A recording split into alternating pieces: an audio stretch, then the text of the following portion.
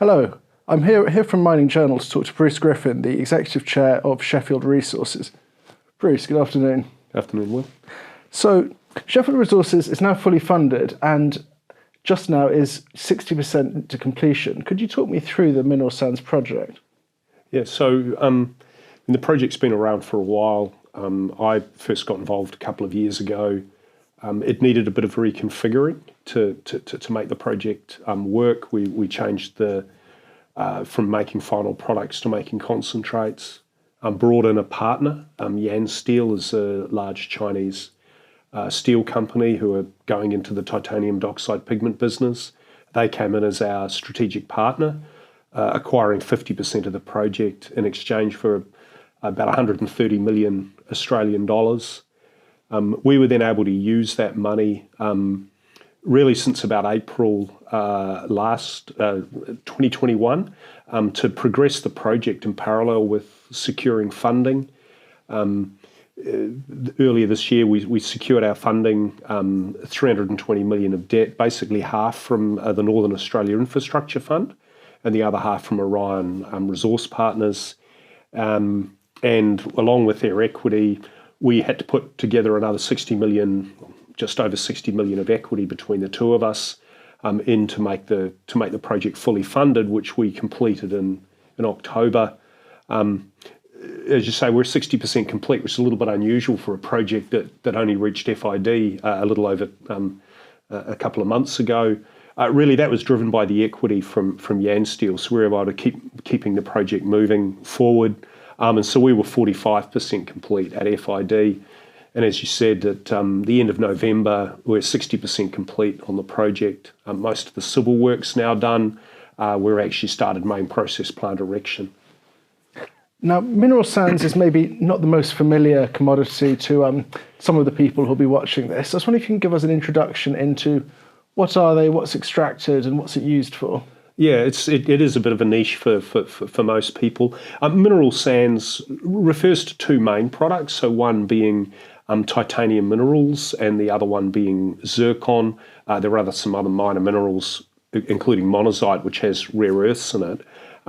The two main minerals, titanium dioxide, the main use of titanium dioxide is actually making pigment, titanium dioxide pigment, which is used as an opacifier, effectively paint, plastics, and paper. It's what makes things non-transparent.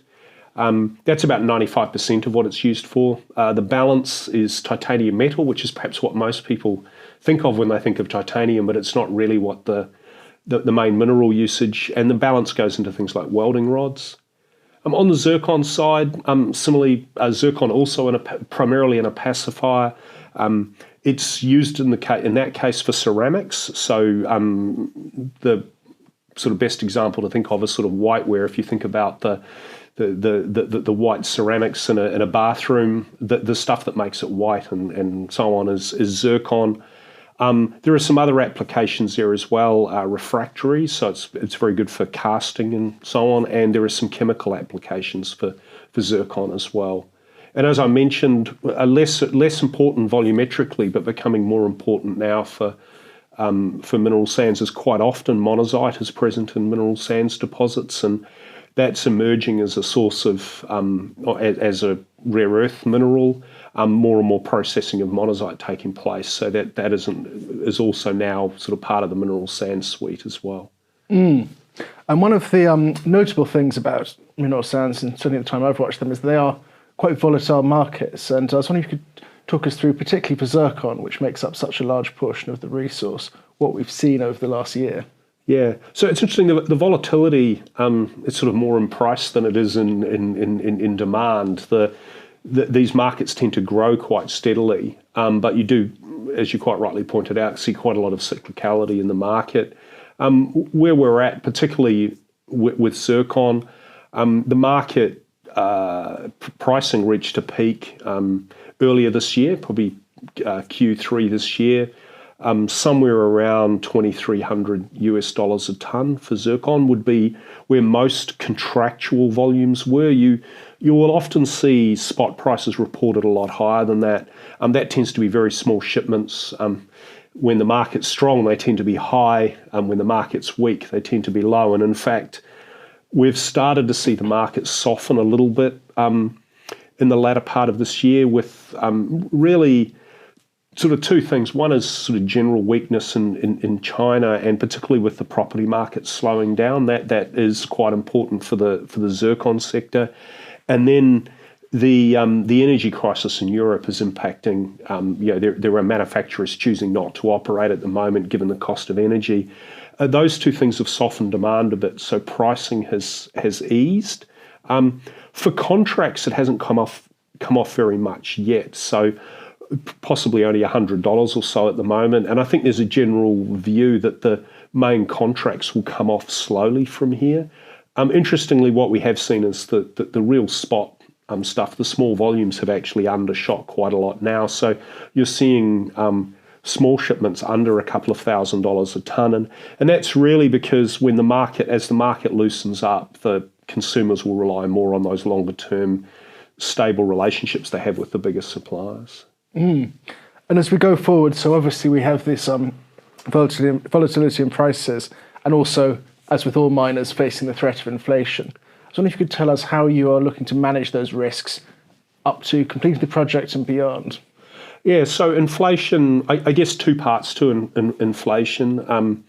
One part's capital cost inflation. It's sort of interesting. I've made this observation to a few people that in some ways in the general economy, we've been talking about inflation really is more of a 2022, maybe 21 phenomenon. But if you've been in the mining industry in Western Australia, inflation's really been a 3-year story now. It's really been very strong for an extended period. The way we managed that, we saw capital cost inflation. We saw about a 25% increase on a like-for-like basis between 2019 and early 2022. What we did was de-scope the project a bit more, which is one of the reasons why we went with producing concentrates rather than final products. We probably took about $250 million out of our capital requirements by doing that. The other element of inflation then, as we're transitioning to operations, you have to start thinking about operating costs. Really two big areas of cost for most mineral sands operations, labour and energy. Labour it's a strong labour market in Australia at the moment, particularly in WA for mining roles. We've assumed 2022 costs, so we've sort of built that into our operating cost. We have quite high margins, so we're quite comfortable with that.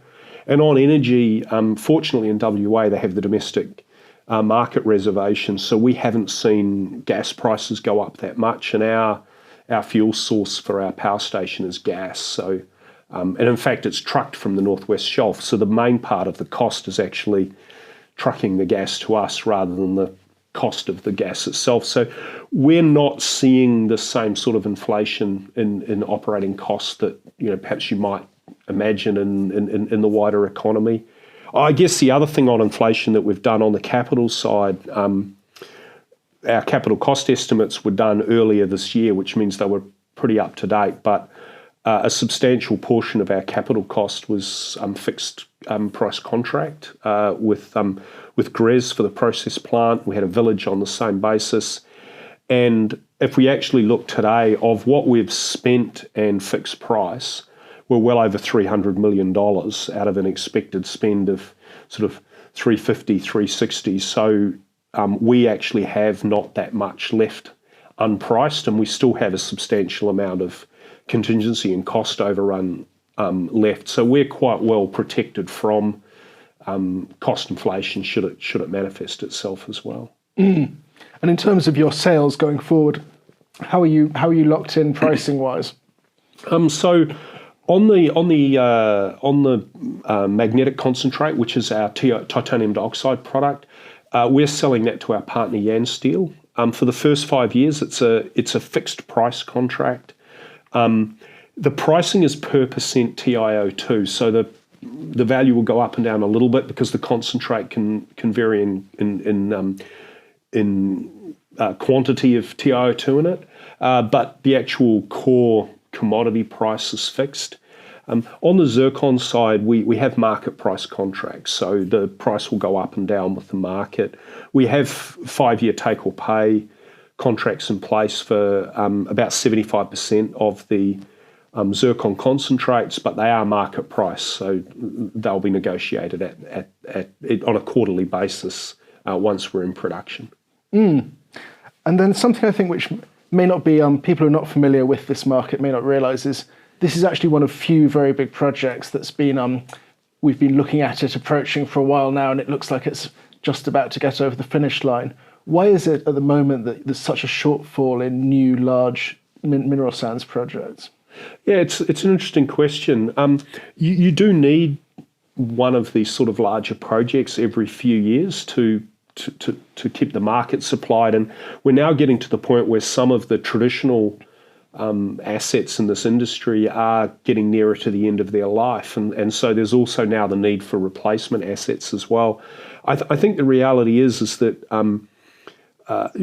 probably in common with some other commodities as well, but while it's relatively, it's not necessarily, say, that hard to find mineral sands projects, it's actually quite hard to find ones which have large resource base to enable sort of scale production, and then that are actually economic at sort of expected market prices. You've got to make sure you can mine them, you can process and produce products, and then ultimately for them to be bankable. I think this is something that you're having just come through a financing process is sort of reflecting on that what you often find is that in the early stages, companies, it's all about the equity market, and equity markets are all about the upside and the, selling the dream, how many bagger can this be?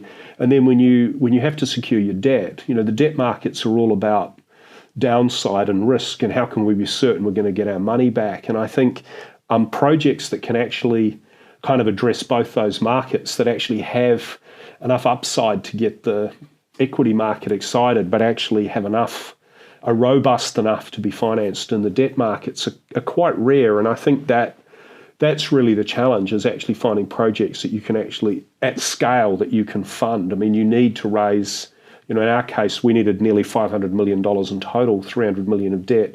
That's a decent amount of money to raise, and you need to be able to satisfy the debt providers that's a safe investment for them. Absolutely. Well, Bruce, thank you very much. Great. Thank you, Will. Thank you.